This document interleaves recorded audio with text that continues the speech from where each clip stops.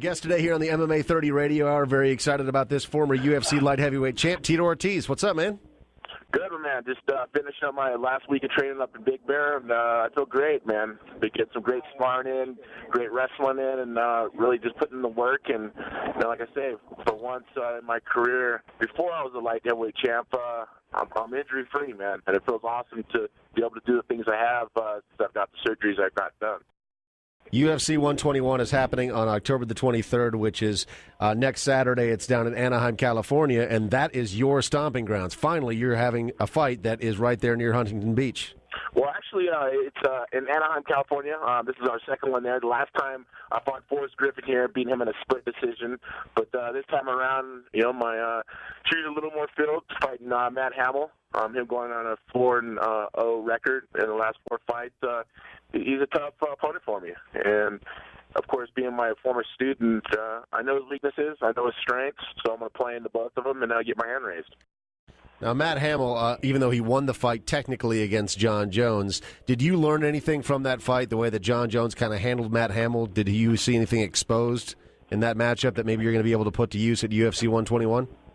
Yeah, I saw a lot of different things that were exposed, and I kind of knew some of those things too. So let's see if I'm able to do the same thing. Hamill's a tough kid, very strong, great wrestler, but he makes the same mistakes over and over again. So hopefully I'll be able to capitalize on those mistakes and get my hand raised. Now, normally when you fight somebody like, any opponent really, trash talk is kind of a big part of your game, and generally it's a very entertaining part of it. But it's hard to talk trash about a guy like Matt Hamill, one, because he's your student, but then also because his disability, he obviously can't talk trash back. That's kind of the bad thing about it. I'm looked down upon if I talk trash on him, so I've been keeping it very clean. There was an interview I did in the very, very beginning when I first signed the fight, and I probably should have said those things, and I didn't mean to say those things. I was out of line, and I apologize for them, and I've been keeping it very clean since then. It's business, strictly business, no more than that. My job is to entertain and to get my hand raised, and at the expense of the people who are buying pay-per-view and the thousands that will be sitting in the arena. My job is to entertain and fight to my best ability, and on October 23rd, I will be. UFC 121, Tito Ortiz is our guest today here on the MMA 30 Radio Hour, and he's talking about his fight with Matt Hamill, which is coming up at UFC 121.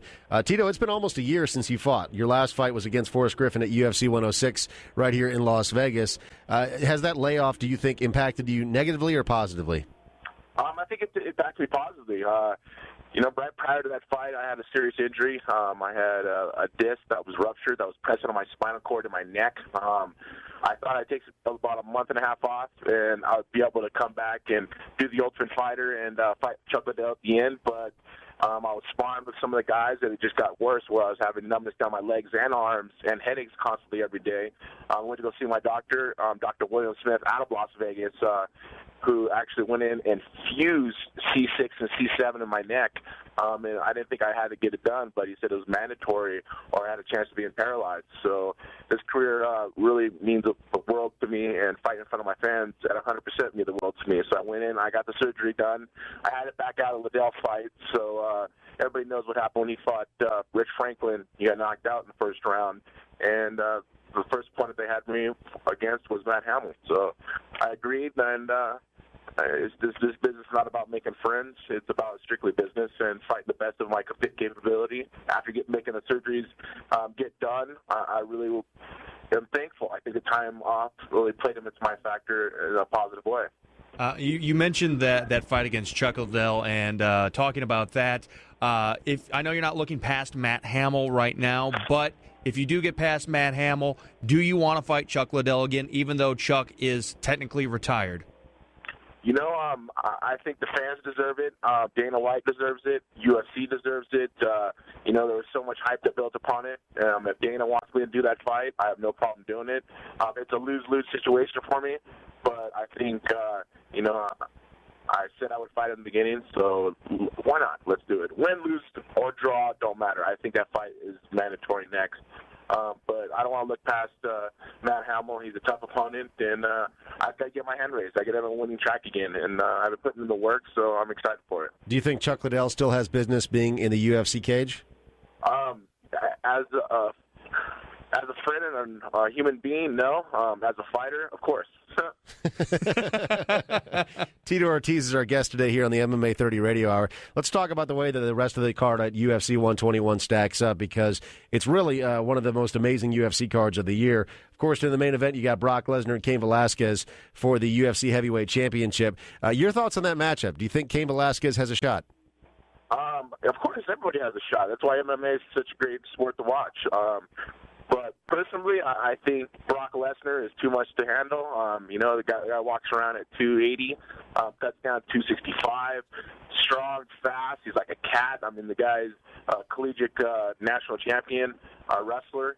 And there's not many guys at heavyweight who move like him, who have great cardio like him, and who has been learning at the capacity that he's been. I kind of reminded me of myself when I first started my career, just because of, he's 4-1. He's very young to the sport, but he's just learning each and every fight. So I think Cain Velasquez has his hands full. Tito Ortiz is our guest today here on the MMA 30 Radio Hour. We're talking UFC 121. Jake Shields, Martin Kampmann. Who do you think wins that? I think Mark Kampmann actually pulls out a knockout. Mark Kampmann's a tough kid. Jake Shields hasn't been tested in the octagon yet, and he's coming off of fighting in Strikeforce, and Strikeforce, as they say, is nothing compared to UFC. So I think he's going to really feels like the fight in front of 17,000 people at the Honda Center in Anaheim, and I see Mark Kampmann pulling out the win. Now, there was some talk, actually just came out a couple of days ago. Dana White said that if Jake Shields beats Martin Kampmann, he'll likely get the next shot at the UFC welterweight title, the winner of Josh Koscheck and George St. Pierre. Does that surprise you? I guess I got to stay political, and I guess that's okay. It is what it is. Jake Shields actually is a former champ, and he's a great fighter. He's signed with a great company, and if he does beat Mark Kampmann, give him a chance. Why not? Diego Sanchez versus Paulo Thiago. Thoughts on that matchup? God, that's a great one. But I see Diego actually pulling out a decision. Diego's a tough kid. He always comes to bang, and but Paulo's a very, very tough Brazilian who comes out blazing saddle or blazing guns every time he comes out to fight. UFC 121, Tito Ortiz taking on Matt Hamill. Thanks so much for your time today here on the MMA 30 Radio Hour. Always a pleasure to talk to you.